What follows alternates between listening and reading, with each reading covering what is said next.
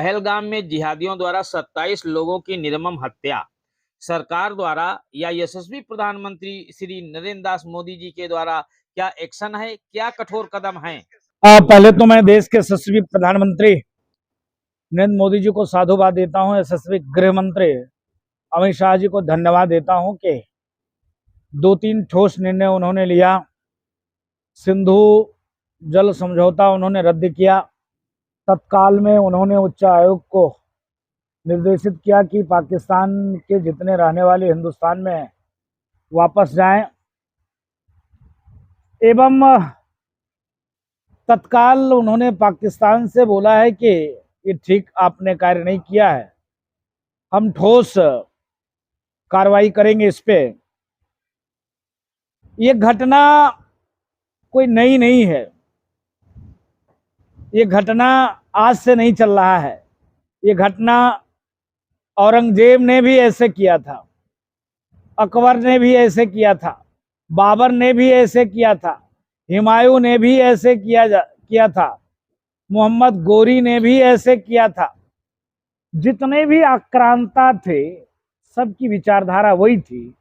जैसे कुरान में लिखा है, बुत पूजक काफिर होते हैं, इनके गले काटने से 72 हुरे और जन्नत मिलता है। जब तक कुरान में करेक्शन नहीं होगा तब तक ये विचारधारा नहीं जाएगी। तत्काल की घटना आपको बता दें, संदेश खाली आप लोगों ने सुना देखा, आपने भी तत्काल में देखा। नागपुर में क्या हुआ? नागपुर में 3-4 दिन पहले वो लोग आसपास के हिंदू घरों को चिन्हित किया, उसके बाद जलाया। जलाने वाले, तोड़ने वाले, लूटने वाले गाड़ी में जब हिंदू देवी देवता के प्रतीक चिन्ह थे उसी गाड़ी को जलाया। जलाने वाले 10 किलोमीटर दूर से आए थे। उनको कैसे पता है हिंदू का घर है ये मुसलमान का घर है? हिंदू का ही घर क्यों जलाया? नंबर 3, आप चले आइए मुर्शिदाबाद। पश्चिम बंगाल में जिस प्रकार से मुर्शिदाबाद में 600 घरों को टारगेट करके आग लगा दिया गया, बलात्कार किए गए, हत्या किया गया, लूटा गया, पूरा देश विपक्ष मौन था।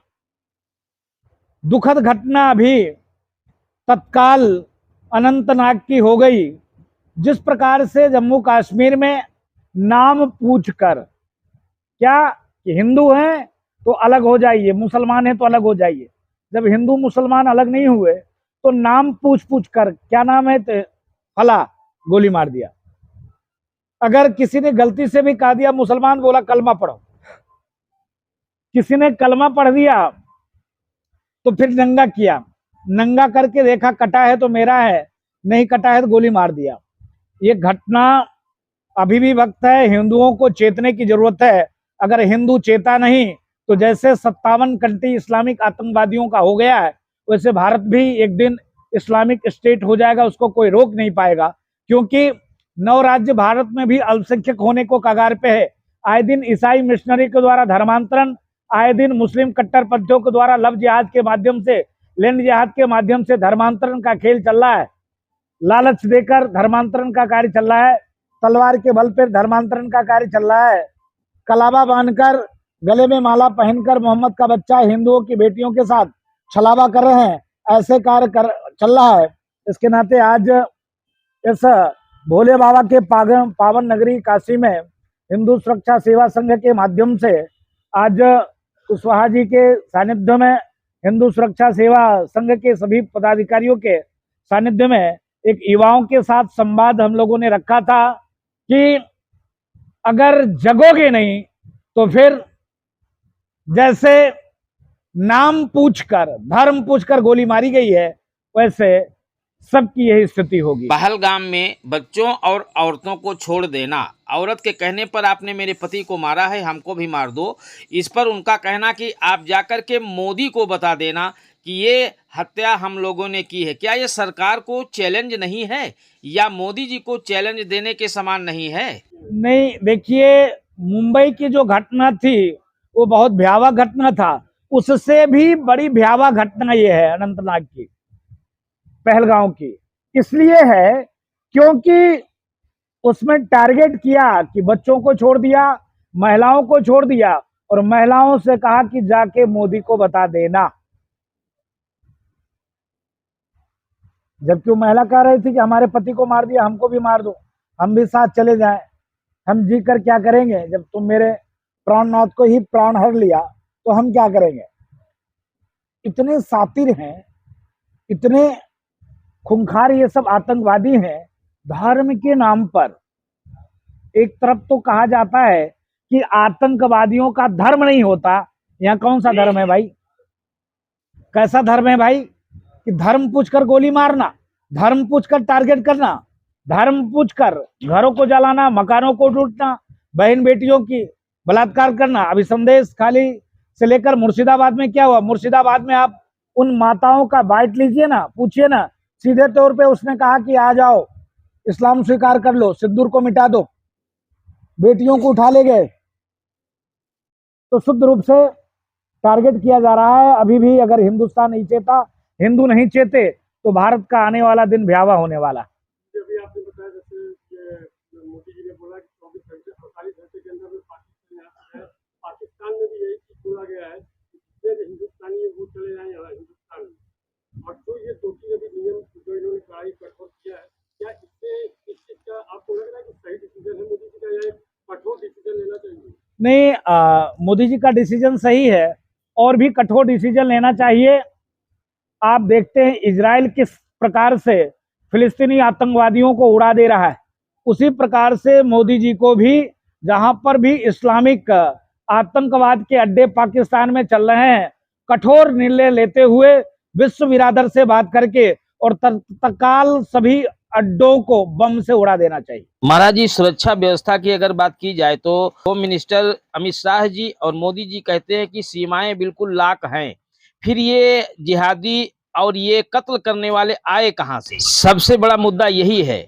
सबसे बड़ा मुद्दा भारत में यह है कि आप अभी माइक लेकर पूछो मुसलमानों से तो सीधे पाकिस्तान की तरफ हो जाते हैं। उनको देश से प्यार नहीं, उनको इस्लाम से प्यार है और मुसलमानों से प्यार है। तो भारत में जो छुपे हुए आस्तीन के सांप है, सबसे ज्यादा तो आतंकवादी यही है। भारत में ढूंढ ढूंढ के मारना चाहिए। विपक्ष को देख लीजिए किस प्रकार से विपक्ष अपना रोटी सेक रहा है। तो सबसे बड़े आतंकवादी हिंदुस्तान में तो विपक्ष के लोग हैं। विपक्ष के लोग जिस प्रकार से आतंकवादियों को प्रोत्साहन दे रहे हैं, आतंकवादियों का साथ दे रहे हैं, आतंकवादियों का महिमा मंडन कर रहे हैं, इस्लामिक आतंकवादियों का महिमा मंडन कर रहे हैं, यही लोग तो छुपाने वाले हैं, यही लोग तो प्रसाद देने वाले हैं। जम्मू कश्मीर में जम्मू कश्मीरी मुस्लिम अधिकतर मुसलमानों को आतंकवादी और पाकिस्तान से कनेक्शन है। इसके नाते पहले सरकार को विपक्ष जो जिस प्रकार से, देखिए फारूक अब्दुल्ला जी का एक बयान आप लोगों ने सुना होगा, खाते हिंदुस्तान के, रहते हिंदुस्तान में है, राजनीति हिंदुस्तान में करते हैं और क्या कहते हैं कि भाई पाकिस्तान के भी एटम, पाकिस्तान भी चुप नहीं बैठेगा, पाकिस्तान के पास भी एटम बम है। अभी तक तो फारूक अब्दुल्ला को गोली मार देना चाहिए। जिसकी मानसिकता ऐसी हो, जो दुश्मन की बात करे, उसको भारत में रहने का अधिकार ही नहीं है। तो इस प्रकार के मानसिकता वाले को भी टारगेट करना चाहिए। जब घर में ही नाक पल रहे हैं तो बाहर कैसे आप कार्रवाई कर सकते हो? सरकार को विपक्ष चिल्लाने लगेगा ना। देखिए ना, अभी आखिर पश्चिम बंगाल में ममता बनर्जी की सरकार है, क्या 600 घर जला दिया गया? कितने? 600 घर जलाए गए। कोई बोला विपक्ष? कोई विपक्ष के लोग वहां गया क्या? जाना चाहिए था ना। पीडीए का हवाला, पीडीए के नारा देने वाले कहां गए? अखिलेशुद्दीन साहब, पीडीए हवा में उड़ गई क्या? अगर उनसे आप लोगों ने सवाल पूछे तो उन्होंने कहा कि नहीं, ये तो बीजेपी खुद करा रही है, ममता बनर्जी अच्छा कार्य कर रही है। हिंदू संगठन ही तो बोल रहा है, हिंदू संगठन ही तो रोड पे निकला है। और कौन निकला है बता दो आप? हिंदुत्ववादी संगठन को आप मौका दो ना, हमको छूट दो। आप एक बार अनुमति दे दो ना, देखो ना क्या दिखाता हूं। अभी छठी का दूध याद दिला देंगे। भारत से छोड़कर 24 घंटा के अंदर भागना पड़ेगा मुस्लिम आतंकवादियों को, मुस्लिम विचार को मानने वाले को, जो भारत में